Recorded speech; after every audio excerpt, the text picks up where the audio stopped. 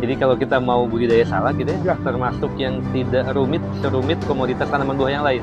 Ya. Hama penyakitnya hampir dipastikan relatif tidak ada.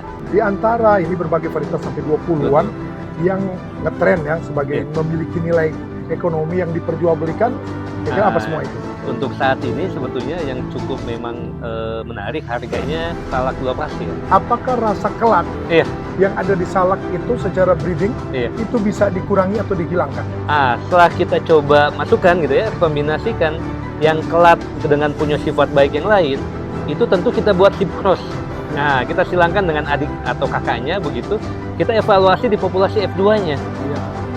Kita mendapat nanti salak yang sudah punya sifat yang bagus. Ya. Nah, dia homozigot resesif. Ya. Nah, sehingga sudah tidak kelat lagi. Jadi kalau salak yang manis dengan salak yang manis disilangkan, itu 100% pasti manis atau Oke. tidak kelat sebetulnya, ya.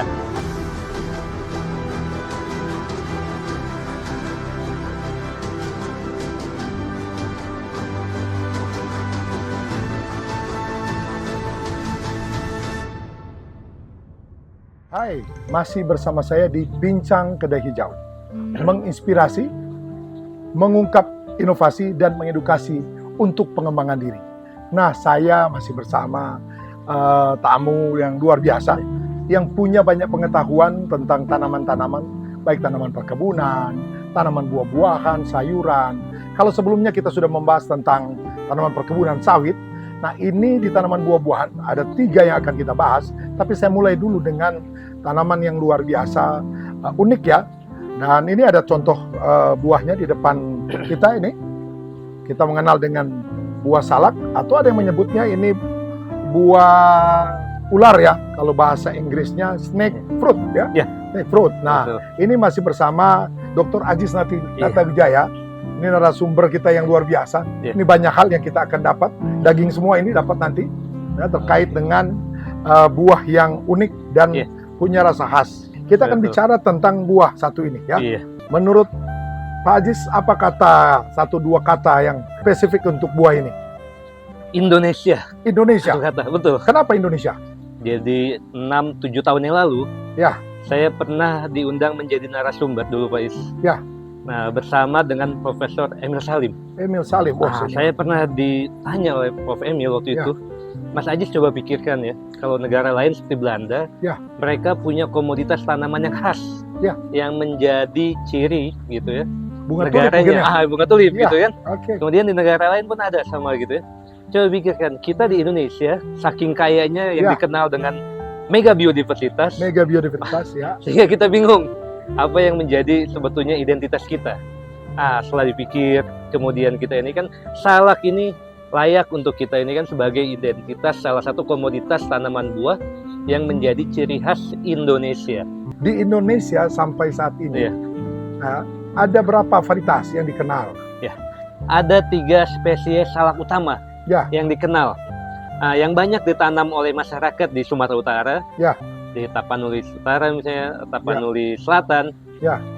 Di Padang Sidempuan. Ya. Nah itu kita kenal sebagai salak Sidempuan. Salak Sidempuan. Salak Ya. Sidempuan itu berasal dari spesies Salaka sumaterana. Sumaterana. Oke. Iya, itu yang dari Sumatera. Ya. Kemudian spesies yang kedua Salaka jalaka. Salaka Salaka jalaka itu ada 2 subspesies. Ya. Nah, itu satu yang dari Jawa, Jawa. Salaka Oke. jalaka, varjalaka gitu ya. Ya. Itu ada salak nanti gading Jawa, Ya. ada salak pondo, Ya. ada salak lumut gitu ya. Ya. Ada salak pondo super, mungkin banyak sekali nanti Banyak berkembang varietas, aneka varietas atau kultivar Ya. yang sudah dilepas. Kemudian subspesies yang kedua dari Salaka jalaka itu dari Bali Dari Bali. Oke. dan Ambon. Ambon. Oh, Salaka Ambon ada ya? jalaka var amboinensis. Amboinensis. Amboinensis atau kita kenal sebagai salak Bali.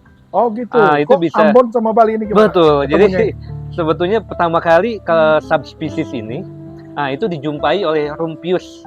Itu di Ambon. Di Ambon. Sehingga deskripsilah sebagai Salaka jalaka var amboinensis. Ya. Subspesiesnya amboinensis dari Ambon. Hanya memang keragaman yang paling banyak gitu ya. Ya. Ternyata tidak hanya di Ambon, di Bali kita Di jumpai. Bali dengan ada yang Iya. sama. Betul, Varietas yang betul. sama. Salak Iya. Bali. Jadi salak Bali itu ada yang salak gula pasir ya kan? Oh ya. Yang paling manis, paling manis. ya kan? Ya. Cukup Oke. inilah harganya ya kan, menarik Menarik. untuk Paling tinggi dibudidayakan. mungkin ya. Paling harganya, tinggi ya ya. harganya. ada salak pade, kemudian pade ada bisa. salak boni, Itu di Bali. iya ada salak gading gitu ya di Bali. Nah itu salak-salaknya dari spesies Salaka jalaka. Kemudian yang ketiga di Kalimantan, Ya, ada yang disebut dengan Salaka afinis. afinis. Afinis itu yang kulitnya merah. Kulitnya merah. Warnanya. Dagingnya? Dagingnya itu memang dia agak berair gitu ya. Ya. Nah itu kuning agak krem gitu. Oh, keren. Nah itu rasanya nano-nano. Ya. Menarik, ada yang manis, ada yang Ada yang agak asam. asam memang. Oh, ya. Betul. Oke. Menarik itu. Kemudian itu Salaka afinis yang kulitnya merah. Ya, Sangat artistik sekali. ya. Di luar 3 spesies itu sebetulnya, Oke. jadi ada 5 spesies salak tuh yang memang dikenal masyarakat, dikonsumsi oleh masyarakat.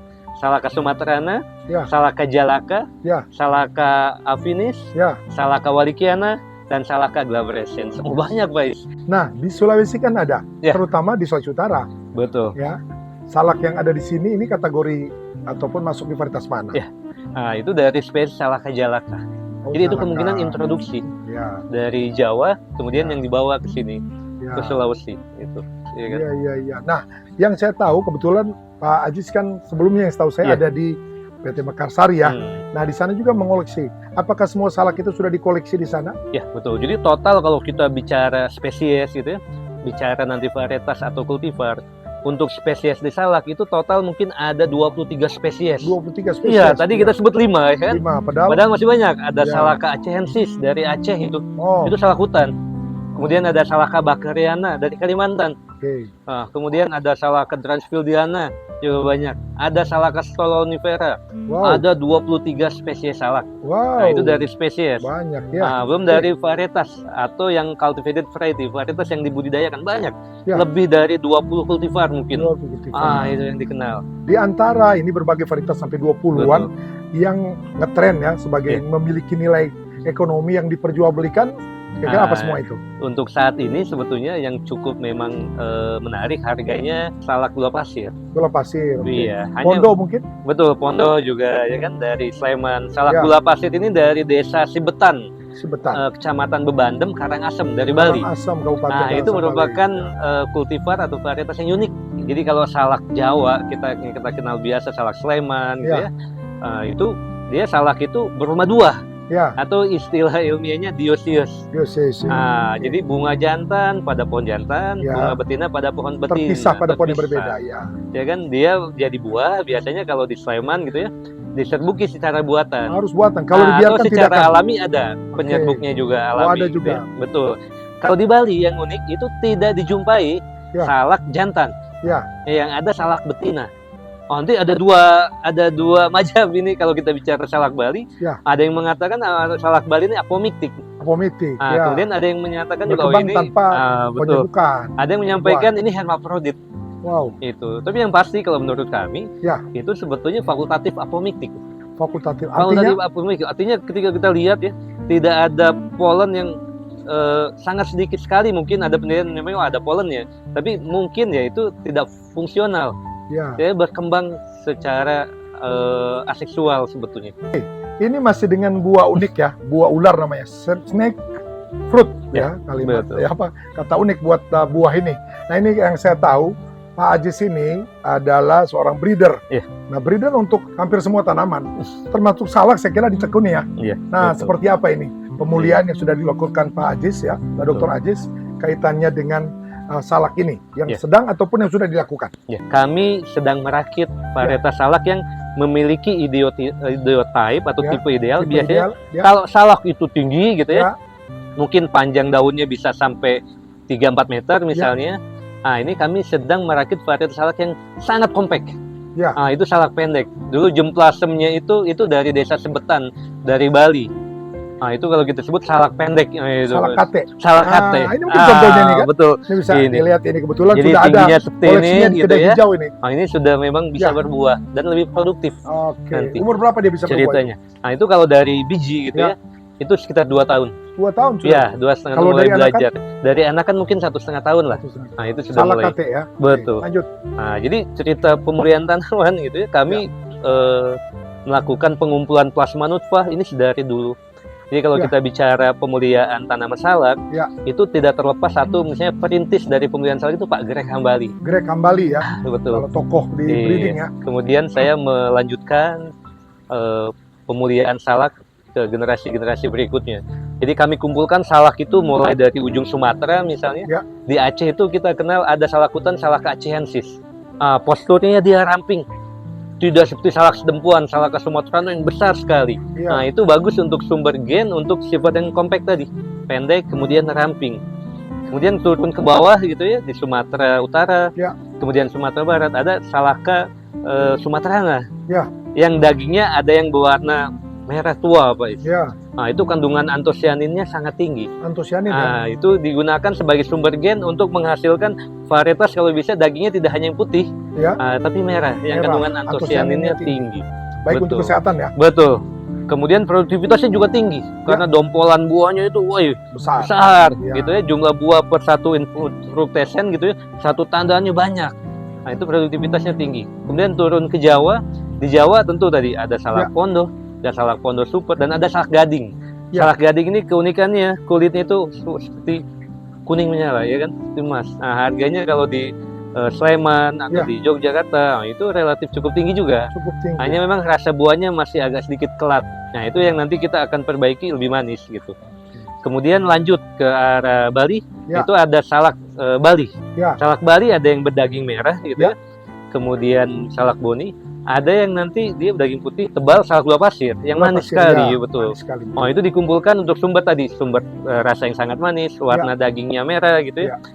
Kemudian ada yang disebut dengan salak pendek tadi, salak kate. Ya. Nah, itu pertama kali ada dijumpai hanya satu dari 1,5 juta pohon salak yang ada mungkin di Provinsi Bali. Ya. Nah, itu milik Pak Ketut Karya.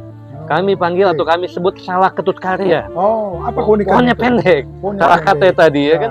Hanya memang kelemahannya buahnya kecil-kecil, infuktesennya atau tandan buahnya pendek, kecil. Ya. Nah, itu yang nanti kami perbaiki. Ya. Salak pendek yang rasanya nanti seperti gula pasir, kulitnya nanti harapannya seperti salak gading, kuning menyala gitu ya. Ya. Dagingnya tebal dan rasanya manis seperti salak gula pasir nanti harapannya.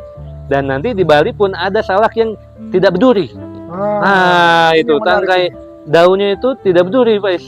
Itu Ya. kalau yang lain mungkin bisa berduri gitu ya. Nah, ini kita sebut mungkin salak yang kurang duri. Nah, durinya sangat sedikit sekali atau bahkan mungkin halus. Nah, itu nanti kalau ditanam sudah pohonnya pendek, rasa buahnya manis, tidak berduri gitu ya. Ya. Ini sangat cocok di samping pekarangan, depan pekarangan gitu ya, di depan-depan rumah. Nah, itu akan menarik nanti. Jadi sifat-sifat unggul itu Ya. tersebar di banyak spesies, Spesial. di banyak kultivar. Oke. Nah, yang menarik di sini kalau ditanya tadi karena banyak variasi dengan kelebihan kelebihan masing-masing karakter. Kalau ditanya kira-kira tipe ideal ya, Betul. untuk salak yang menjadi tujuan seorang breeder itu seperti apa? Jadi salak yang ideal itu kalau menurut kami gitu ya. Yang pertama itu memang sangat bisa diminati gitu ya. Ya. Menggugah gairah gitu bagi yang ingin mencoba. Oke. Dari mulai kulitnya, warna kulitnya menarik. Warna kulit Kalau ya. tidak merah Kulit gitu ya. ini ya. Iya, kemudian kuning menyala. Oke. Seperti salak gading, Oke. ya kan? Kemudian begitu dikupas, Kupas lihat warna daging buahnya merah misalnya. merah. Antosianinnya Antosianin. tinggi. Oke. Ya, sebagai sumber antioksidan. Antioksidan. Kemudian begitu Oke. diicip, dicoba. Sip ya. Contoh seperti ini ya. Iya, dagingnya tebal, rasanya manis. Ada yang sedikit agak masam mungkin suka ya kan. Ya. Tapi kalau saya suka yang lebih manis sebetulnya. Oke. Nah, itu rasanya enak. Ya. Nah, Apalagi itu kan sudah khasnya. itu. Kemudian yang berikutnya produktivitasnya itu lebih tinggi. Jadi kalau bisa satu pohon salak itu Ya. produktivitas per tahunnya bisa lebih dari 14 kilo 40 kilo per pohon per per pohon tahun. per tahun. Betul. Setahun bisa berbuah berapa kali? Itu seperti tanaman tahun itu bisa terus-terusan. Jadi inflorescennya bisa keluar secara rutin Jadi salak itu sepanjang tanpa tahun. musim. tanpa musim. Oke, Sebenarnya itu kita menarik. bisa panen setiap bulan nanti. Setiap bulan. Iya, untuk tanaman salak. Nah, itu untuk konsumen ya kan. Ya. Belum untuk petani. Oh, nanti disenangi oleh konsumen, tapi kurang diminati oleh petani. Nah, ini juga Ya. bisa bahaya. Untuk petani itu nanti tanamannya buahnya sudah bagus seperti tadi, ditambahkan pohonnya itu mesti pendek. Ya. Karena kalau tinggi perawatannya agak cukup rumit mungkin ya kan. Kalau pohonnya pendek kompak, Ya. jumlah pohon per hektarnya bisa lebih banyak. Ya, Produktivitasnya lebih banyak. Jadi petani yang membudidayakannya bisa lebih untung nanti, Pak Is. betul. Iya. Ini kita harus berterima kasih kepada pemulia Betul. ini, breeder, karena memikirkan satu tipe yang ideal, Betul. yang cocok untuk petani, yang diminati oleh konsumen. Konsumen, betul. Luar biasa. Ada satu sebenarnya di salak ini yang saya penasaran. Iya. Apakah rasa kelat yang ada di salak itu secara breeding Iya. itu bisa dikurangi atau dihilangkan. Betul. Nah, gimana tuh? Nah, jadi kalau kita bicara sifat kelat di tanaman salak, itu kalau kita bicara oksigen gitu ya. Ya. Nah, secara sederhana itu dominan. Dominan. Jadi kalau kita menyilangkan salak gitu ya, jantan yang membawa sifat tidak kelat gitu, Ya. dengan salak betina yang kelat Ya. atau dibalik gitu ya, itu 100% salaknya kelat. Karena sifat kelat itu dominan. Dominan. Nah, tidak kelat itu resesif. Jadi kalau dia pada kondisi homosigot dominan dan heterosigot dominan, dia akan kelat rasanya. Setelah kita coba masukkan gitu ya, rekombinasikan yang kelat dengan punya sifat baik yang lain, itu tentu kita buat sip cross. Ya. Nah, kita silangkan dengan adik atau kakaknya begitu, kita evaluasi di populasi F2-nya. Iya. Kita mendapat nanti salak yang sudah punya sifat yang bagus. Iya. Nah, dia homosigot resesif. Iya. Nah, sehingga sudah tidak kelat lagi. Jadi kalau salak yang manis dengan salak yang manis disilangkan, itu 100% pasti manis atau Oke. tidak kelat sebetulnya. Ya. Kadang kita kelat tidak kelat dengan manis tidak manis itu bercampur, ya kan? Iya. Orang mengasumsikan kalau tidak kelat pasti manis, ya kan? Nah, ini ada kelat, ada tidak kelat. Jadi kalau salak itu tidak kelat, maka 100% turunannya tidak akan kelat nanti, Pak Is. Berarti memang butuh ilmu pemulihan ya. Iya. Ilmu pemulihan bagaimana mengarrange ya, mengatur, Betul. memadu-madukan ini, Iya. ya kan? Berbagai kelebihan dari varietas ini dengan sifat-sifatnya, dengan teknik pemulihan yang benar, kita Betul, akan dapat satu varietas yang ideal, betul. yang tadi disukai oleh petani Konsumen. dan diminati oleh Betul. konsumen. Oleh saya kira ini menarik ya. Iya. Baik, ini kita masuk ke bagian lebih mendalam lagi ya, bahwa salak ini bervariasi kalau kita ikuti tadi di berbagai daerah. Iya. Jadi pertanyaan terkait kesesuaiannya. Kalau Iya. orang mikir salak ini bagusnya ditanam di tanah seperti apa, Iya. iklim seperti apa, Betul. supaya dapat yang terbaik. Ini menurut Pak Ajis ini gimana nih? Karena salak itu banyak kultivar atau varietas lokal ya. Ya. Contoh salak Sedempuan, tentu akan beradaptasi baik gitu Ya. di daerah Sedempuan. Ya. Salak dari Sleman atau dari Jawa Tengah misalnya, Ya. atau Yogyakarta gitu. Ya. Nah, itu juga tentu akan beradaptasi baik pada lingkungan setempatnya. Ya. Nah, jadi salak-salak yang tumbuhnya alami di tempat itu akan beradaptasi baik di wilayah tersebut. Nah, itu Ya. satu. Kemudian jika kita ingin membudidayakan tanaman dari tempat lain ke tempat kita gitu, nah itu yang memindahkan ke lokasi lain. betul. Nah, gimana itu? Nah, sebagai contoh misalnya tanaman varietas salak atau kultivar salak yang punya nilai jual yang tinggi, salak gula pasir Ya. misalnya. Contoh. Salak gula pasir itu di Provinsi Bali gitu Ya. sangat beradaptasi baik itu secara spesifik di Ya. desa Sibetan. Ya. Bebandem Karangasem, ketinggiannya 600 sampai 700 di atas Meter. permukaan laut. Ya. Nah, artinya kalau dipindahkan ke daerah Denpasar gitu ya, Ya. di Provinsi Bali pun adaptasinya sudah kurang baik gitu. Nah, kemudian di tempat lain. Jadi kalau untuk salak gula pasir misalnya cocok di ketinggian 600 sampai 700. Iya. Gitu. Kalau secara umum tanaman salak itu bisa tumbuh di pinggir pantai sampai ketinggian mungkin 1000. 1000. Nah, kalau sudah di atas 1000 tentu akan sangat lambat nanti tumbuhnya. Nah, nanti varietas salak yang kami kembangkan gitu ya, Pak ya. Di antaranya tadi sesuai atau diminati oleh konsumen, Ya. kemudian mudah dibudidayakan oleh petani. Ya. Yang ketiga itu beradaptasi luas sebetulnya, bisa tumbuh di pinggir pantai, gitu ya, Sampai relatif di ketinggian. tanaman sampai di ketinggian. Gitu. Oke, nah yang menarik. Nah kalau sudah tahu syarat tumbuhnya itu terkait dengan pembudidayaan Ya. si salak ini seperti apa? Betul. Apa sederhana, taruh aja, perlu dipupuk kah? Iya, Atau disiram-siram, atau diberikan betul, semangat supaya dengan doa mungkin? betul, betul. Jadi kalau kita mau budidaya salak gitu Ya. ya, termasuk yang tidak serumit komoditas tanaman buah yang lain. Ya. Gitu. Salak itu di depan pekarangan pun bisa numbuh, ya kan? Ya, Nah, yang pertama yang harus dipastikan adalah varietasnya. Kita mau tanam apa, Iya. ya kan? Tadi varietas itu menentukan kesesuaian. kesesuaian.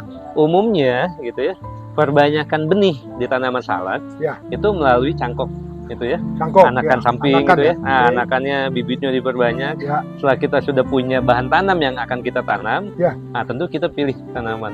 Nah, tanaman salak secara umum Ya. itu tidak menyukai sinar matahari secara langsung, Oke, sehingga dia harus ada perlu naungan. peneduh naungan.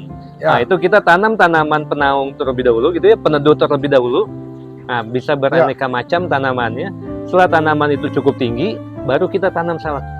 Gitu. Nah, ada beberapa salak yang memang relatif tahan terhadap penyinaran langsung nanti, Pak Is. Oke. Nah, biar kalau yang tidak tahan itu begitu dia di tempat terbuka, daunnya akan terbakar.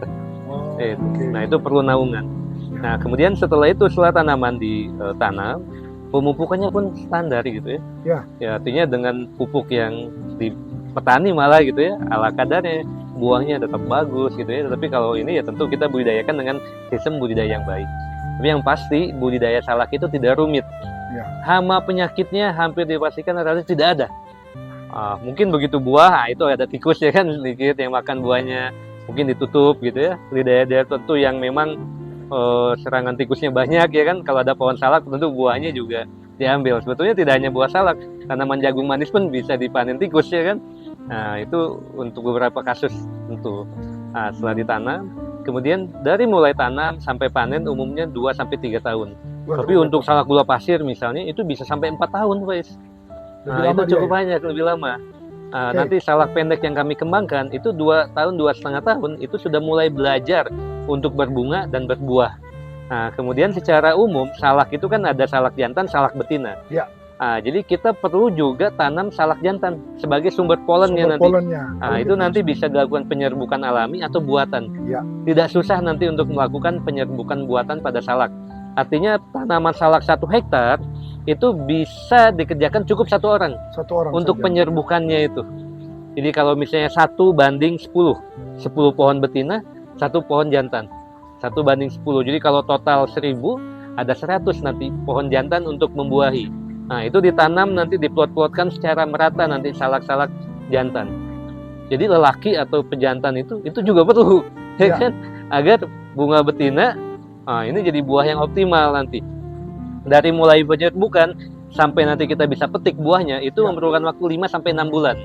Nah, kemudian buah salak itu muncul secara bunga salak itu majemuk, buah salaknya majemuk juga. Kita sebut infructescence, bunganya kita sebut inflorescence gitu ya. Bunganya majemuk, ada nanti bunga betina juga majemuk, bunga jantannya juga majemuk. Dia keluar gitu ya, di aksir gitu ya, di setiap ketiak atau pelepah daun. Nah, setiap pelepah nanti akan keluar.